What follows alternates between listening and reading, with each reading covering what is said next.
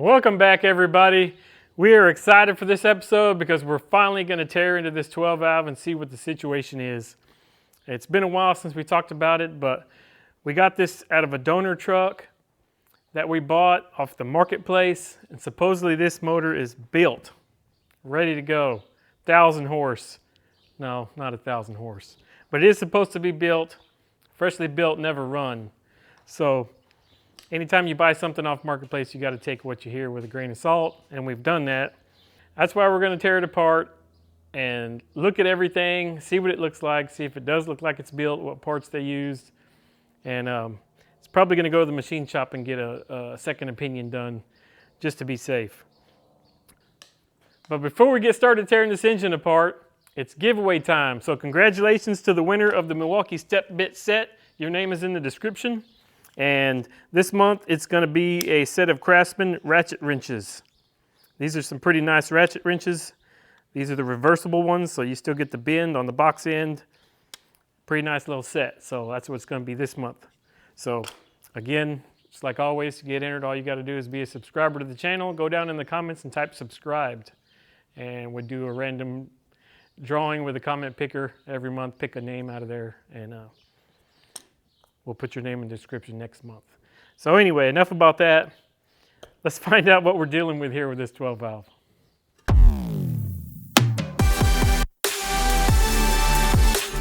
So before we start turning wrenches, we probably ought to show you our janky little setup here. So we still have the hoist on it for safety's sake, because our little O'Reilly engine stand is probably not cut out for this job. It started to, I don't know, look questionable. We went ahead and stuck a jack under the front, and we're going to leave the hoist on it as long as we can, probably until we get ready to pull the head off, because it's questionable at best. I think it's safe to say we're going to be building an engine stand in a future episode. Yeah, for sure. Yeah, because this is dicey. All right, let's tear into this thing.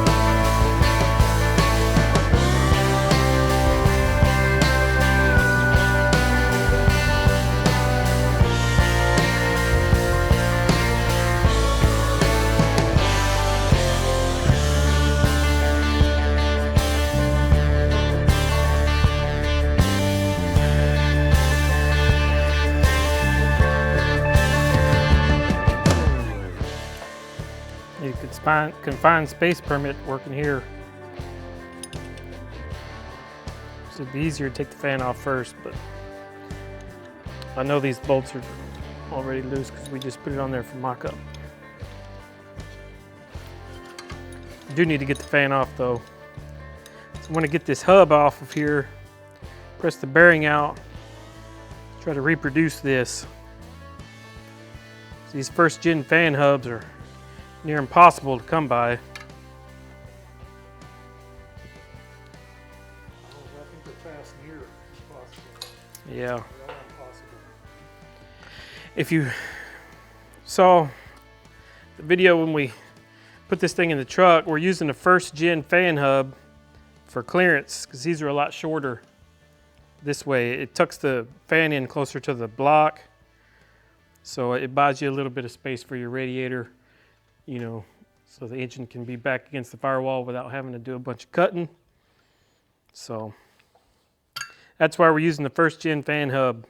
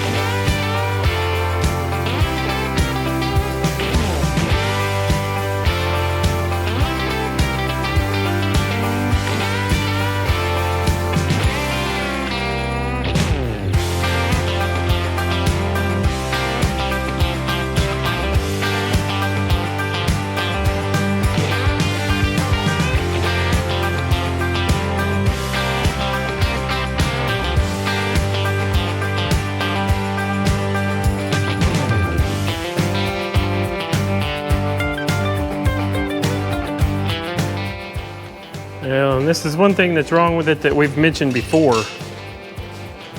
So when you go to head studs, which that's a stud, these rocker pedestals should be milled. Obviously these aren't, still flat across the top here. Should have a step milled in it, about right here going this way.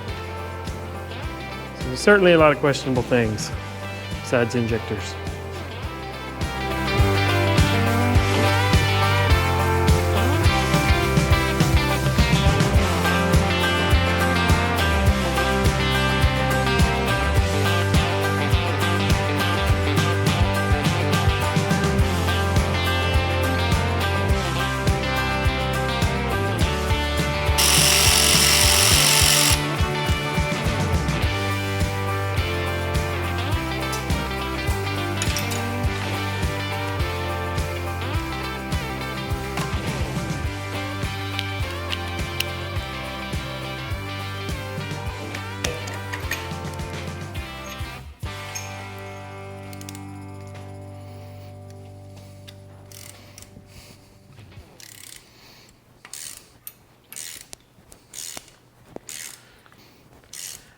Well, I'm no expert on the matter, but I don't think you should have to have an 18-inch ratchet to get your studs out.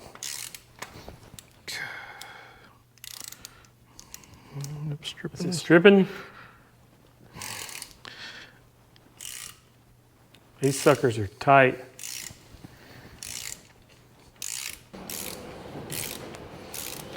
Pull threads on it. Yeah, we probably shouldn't reuse any of them. I don't know. I mean, under normal circumstances, a lot of studs you can reuse. I'm starting to think these are not normal circumstances. Yeah, I think that's a pretty safe assumption.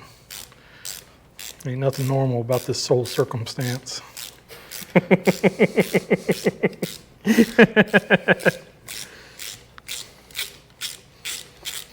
All right. Step up and away. Yep, should be ready to go.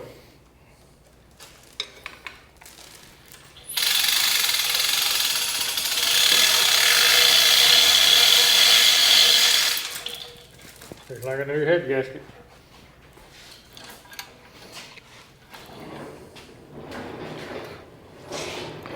Maybe it looks like new pistons. Well, some of them. Oh, Some of them. it's getting, yeah, What? it's getting more and more interesting by the minute. Well, here's the first look. Looks pretty good. Yep. Yep. What?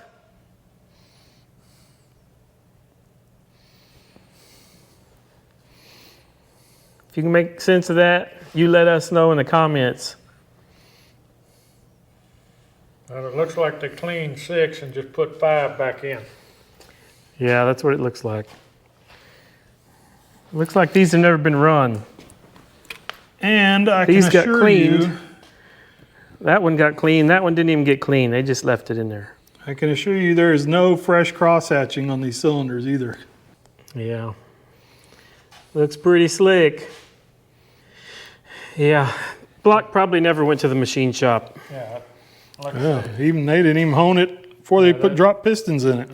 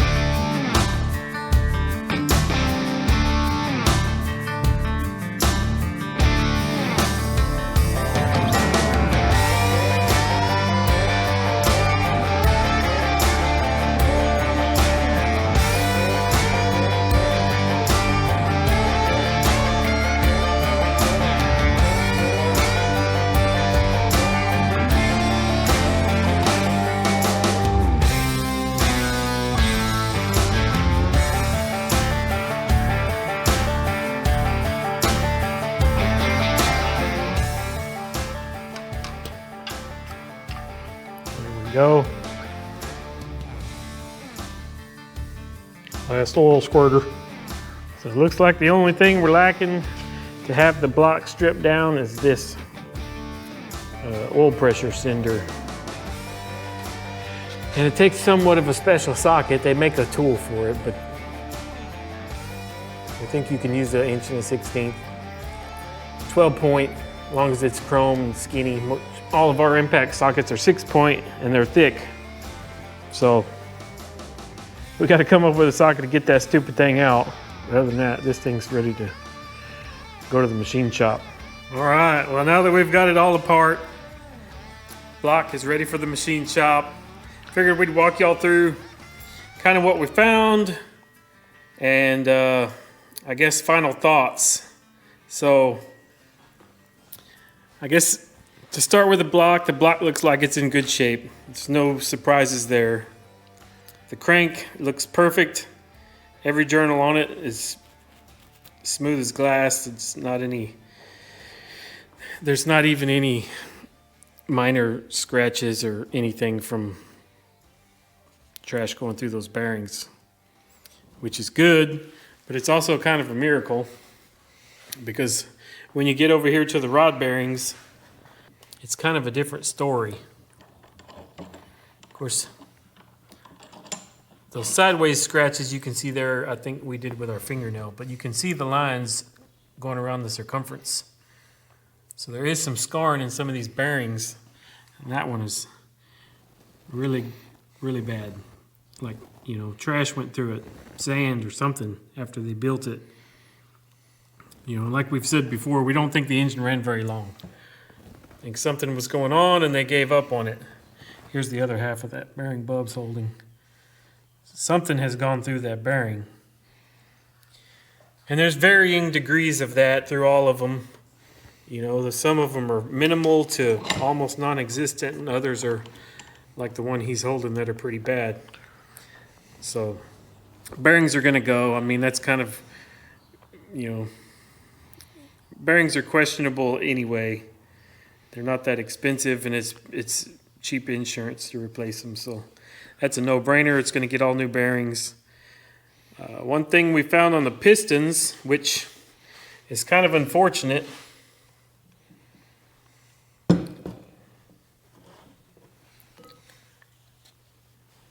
yep, that's the one.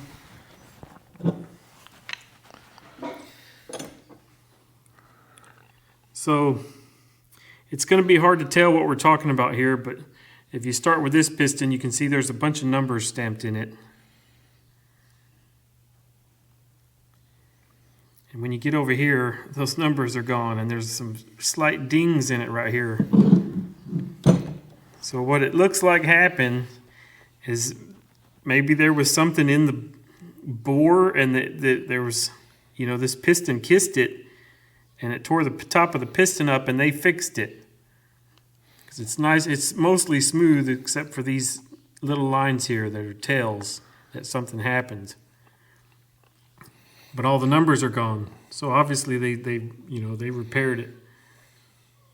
But there's no telling what that collision, how bad it actually was, what other kind of damage or stress it may have caused. So I think we're going to just scrap this set of pistons, unfortunately. So I guess we're going to get new bearings. We're going to get new pistons. Our main bearings are more or less the same story as the rod bearings. You know, none of them are just really bad. But again, might as well just change them out because they don't look perfect. So that's that. Our cam looks real good. Yeah, it looks perfect, just like the crank. Yeah, I mean, the cam looks perfect. Tappets essentially look brand new. Yeah. No, you can't even see any wear on them. Yeah, the valve train stuff basically looks new. I mean, it could be. We don't really know. But there's no signs that it's even been run. And we were under the impression this had a bigger cam in it, but Googling the number on this cam, it appears to be a stock Cummins cam. Yeah, which is actually good for us. You know, we were afraid that it was going to have some big old lopey high RPM cam that wasn't going to work for us anyway. So if it did have something like that, we'd probably have to buy another cam because, you know, we're looking for something more stock. We don't want no monster in there, fire-breathing monster cam. Yep. So all in all, kind of a mixed bag, I guess. Yeah, I mean, nothing crazy horrible, thank goodness. But, you know, there's things everywhere that still lead you to question what took place with this engine. So with all that being said, we've gone about as far as we can go with all this for the time being. So we'll get everything packed up, get it to the machine shop, let them do their thing and start ordering parts and, you know, get everything back and go together. But we still got a mountain of other stuff to work on, obviously. Sandblasting, paint work, and all that good jazz. So, but that's going to do it for this episode. We hope you enjoyed it. Hope you enjoyed finally figuring out what the inside of this engine looks like we did. But if you did, make sure you hit that like button. If you're not a subscriber, don't forget to subscribe to the channel and then go in the comments and type subscribe. That way you're entered into our monthly giveaways. And this month we're giving away the Craftsman ratchet wrench set, reversible ratchet wrench set. So pretty cool little set there. So there'll be a description. You can check that out. But that's going to do it for this one. We appreciate y'all watching. We'll catch you on the next one.